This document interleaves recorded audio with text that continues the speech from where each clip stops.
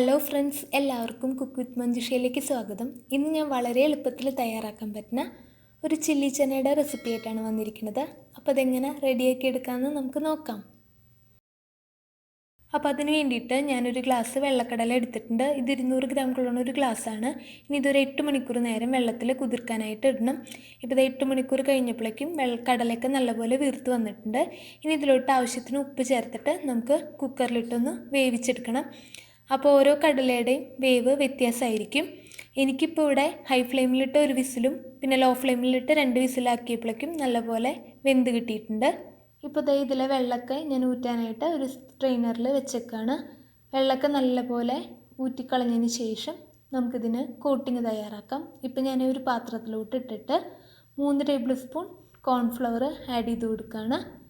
പിന്നെ നമുക്കിതിലോട്ട് ഇനി 1 ടേബിൾ സ്പൂൺ അരിപ്പൊടിയും കൂടി ആഡ് ചെയ്ത് കൊടുക്കണം. ഇനി ഇതെല്ലാം കൂടിയിട്ട് നല്ല പോലെ ഒന്ന് മിക്സ് ചെയ്യണം. അപ്പോൾ കൈവച്ച് മിക്സ് ചെയ്യരുത്.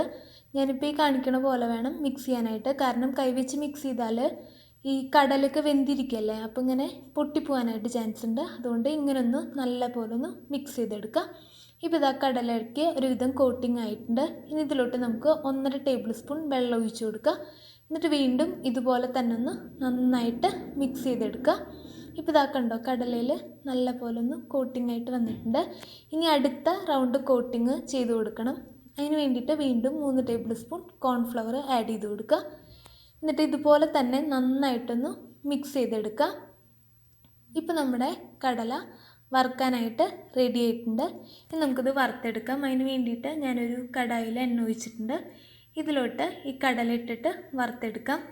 അപ്പോൾ ആദ്യത്തെ ഒരു 30 സെക്കൻഡ് കടല ഇട്ടതിന് ശേഷം ഇത് ഇളക്കരുത്. അതിന് ശേഷം മാത്രമേ ഇളക്കി കൊടുക്കാൻ പാടുള്ളൂ. എന്നിട്ടിത് നല്ലൊരു ലൈറ്റ് ഗോൾഡൻ ബ്രൗൺ കളർ ആവണ വരെ ഒന്ന് വറുത്തെടുക്കുക. ഇത് നല്ല ക്രിസ്പി ആയിട്ടിരിക്കും വറുത്ത് കഴിഞ്ഞാൽ. ഇപ്പോൾ ഇതായി നമ്മുടെ ഒരുവിധം ആയിട്ടുണ്ട്. ഇനി നമുക്കിതൊരു പ്ലേറ്റിലോട്ട് മാറ്റാം. ഇതുപോലെ ബാക്കിയുള്ള എല്ലാ കടലയും വറുത്തെടുത്തിട്ട് വരാം. ഇപ്പം ഞാൻ എല്ലാം വറുത്തെടുത്തിട്ടുണ്ട്. ഇതിപ്പോൾ നല്ല കണ്ടോ, ഇതിൻ്റെ സൗണ്ട് കേട്ടാൽ തന്നെ അറിയാം നല്ല ക്രിസ്പി ആയിട്ട് വന്നിട്ടുണ്ട്. അപ്പോൾ കറി റെഡിയാക്കാനായിട്ട് ഞാനൊരു 5 കശ്മീരി ചില്ലി കുതിർക്കാനായിട്ട് വെച്ചിരുന്നു. ഇത് നല്ലപോലെ കുതിർന്ന് വന്നതിന് ശേഷം നമുക്കിതൊരു മിക്സിയുടെ ജാറിലിട്ട് അരച്ചെടുക്കാം. അപ്പോൾ ഇതിലോട്ട് ഞാൻ 5 കശ്മീരി ചില്ലി ഇട്ടു. പിന്നെ മീഡിയം സൈസുള്ള ഇതുപോലൊരു ഇഞ്ചിയുടെ പീസും കൂടി ഇട്ട് കുറച്ച് വെള്ളം കൂടി ഒഴിച്ച് നല്ലൊരു ഫൈൻ പേസ്റ്റായിട്ട് നമുക്കിതിനെ അരച്ചെടുക്കാം. ഇപ്പോൾ ഇതാ അടിപൊളിയായിട്ട് അരഞ്ഞു കിട്ടിയിട്ടുണ്ട്. ഇനി നമുക്ക് കറി റെഡിയാക്കാം.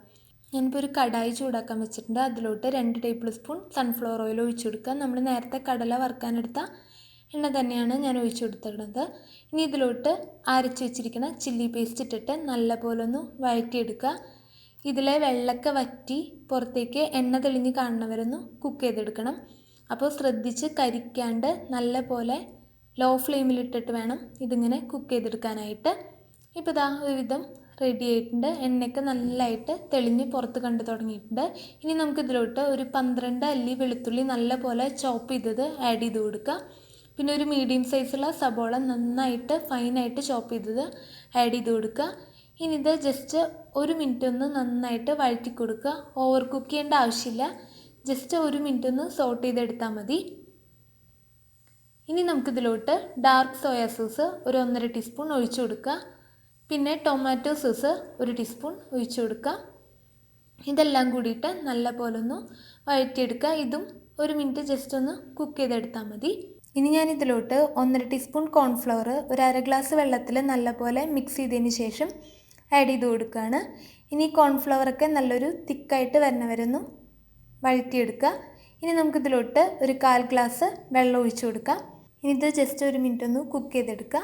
എന്നിട്ട് നമുക്കിതിലോട്ട് ആവശ്യത്തിന് ഉപ്പിട്ട് കൊടുക്കുക. സോയ സോസിൽ ഓൾറെഡി ഉപ്പുണ്ട്. അപ്പോൾ ഉപ്പിൻ്റെ അളവ് ശ്രദ്ധിച്ചിട്ട് വേണം ആഡ് ചെയ്ത് കൊടുക്കാനായിട്ട്. ഇനി നമുക്കിതിലോട്ട് ചോപ്പ് ചെയ്ത് വെച്ചിരിക്കുന്ന ഒരു ചെറിയ ക്യാപ്സിക്കം ആഡ് ചെയ്ത് കൊടുക്കുക. ഇനി ഇത് ഓവർ കുക്ക് ചെയ്യാണ്ട് ജസ്റ്റ് ഒന്ന് വഴറ്റിയെടുക്കുക. പിന്നെ അതുപോലെ നല്ല എരിവുള്ള 2 പച്ചമുളകും കൂടി ചോപ്പ് ചെയ്തത് ആഡ് ചെയ്ത് കൊടുക്കുക. ഇനി ഇത് നല്ല പോലെ ഒന്ന് വഴറ്റിയെടുക്കുക.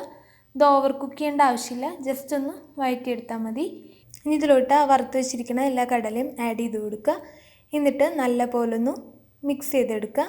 എന്നിട്ട് ഇതിൽ ഉപ്പോ എരിവോ എന്തെങ്കിലും കുറവാണെങ്കിൽ ഇപ്പോൾ ആഡ് ചെയ്ത് കൊടുക്കുക. ഇതിപ്പോൾ അത്യാവശ്യം സ്പൈസി ആയിട്ടാണ് കിട്ടിയിരിക്കുന്നത്.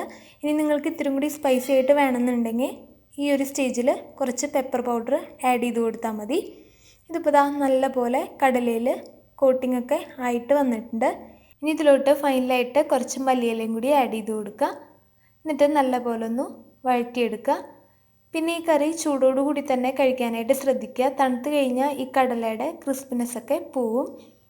ഇത് വളരെ സിമ്പിളായിട്ട് എല്ലാവർക്കും വീട്ടിൽ തയ്യാറാക്കിയെടുക്കാൻ പറ്റുന്നൊരു റെസിപ്പിയാണ്. എൻ്റെ ഇന്നത്തെ റെസിപ്പി ഇഷ്ടപ്പെട്ട ചാനൽ സബ്സ്ക്രൈബ് ചെയ്യാൻ മറക്കരുത്. ഫ്രണ്ട്സും ഫാമിലിയൊക്കെ ആയിട്ടൊന്ന് ഷെയർ ചെയ്ത് കൊടുക്കും വേണം.